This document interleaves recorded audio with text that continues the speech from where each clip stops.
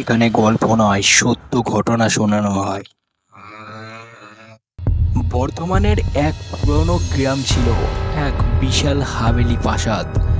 রাজা নরসিংহ রায় সেই হাভেলির মালিক ছিলেন। কথিত আছে রাজা ছিলেন অত্যন্ত নিষ্ঠুর, আর তার ধনসম্পদ রক্ষা করার জন্য তিনি বহু নিরীহ মানুষের প্রাণ নিয়েছিলেন। কিন্তু মৃত্যুর আগে রাজা এক অভিশাপ দিয়ে যান যে এই আমার ধন লুট করতে আসবে তারা আত্মা এই হাভেলির মধ্যেই বন্দী হয়ে যাবে। সেই থেকে হাভেলিটি পরিত্যক্ত হয়ে যায়। কেউ সাহস করে সেখানে পা দিত না। যারা একেবার সেখানে ঢুকেছিল আর কোনোদিন ফিরে আসেনি।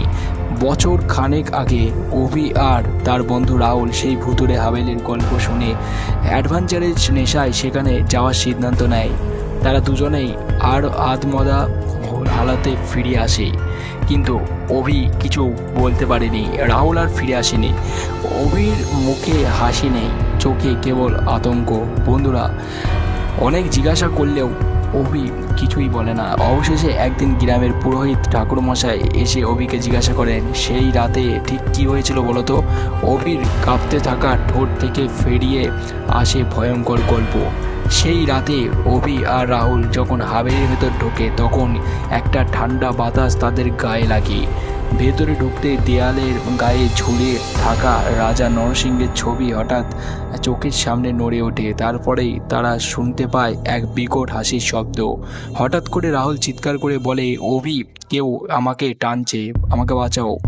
অভি পেছনে ফিরে দেখে এক কালো ছায়া রাহুলকে অন্ধকারের মধ্যে টেনে নিয়ে যাচ্ছে। অভি কোনোভাবে পালিয়ে বাঁচে, কিন্তু সেই কালো ছায়া তার পিছু ছাড়েনি। এখনও মাঝরাতে অভির ঘুম ভেঙে যায় আর তার কানে বেজে আসে সে আচমকিত চিৎকার, অভি, আমাকে বাঁচাও। কিন্তু রাহুলকে আর কোনোদিন খুঁজে পাওয়া যায়নি। আজও হাভেলির সামনে দাঁড়ালে শোনা যায় সেই রহস্যময় হাসি আর অশরীরী আত্মার কান্না। তো বন্ধুরা আজকের এই গল্পটি কেমন লাগলো অবশ্যই কমেন্টে জানাবে। এইরকমই নতুন নতুন ছোট ছোট ইন্টারেস্টিং রহস্যময় গল্প শুনতে হলে অবশ্যই চ্যানেলটিকে সাবস্ক্রাইব করে বেল আইকন বাজিয়ে রাখবে। Thank you for watching this video.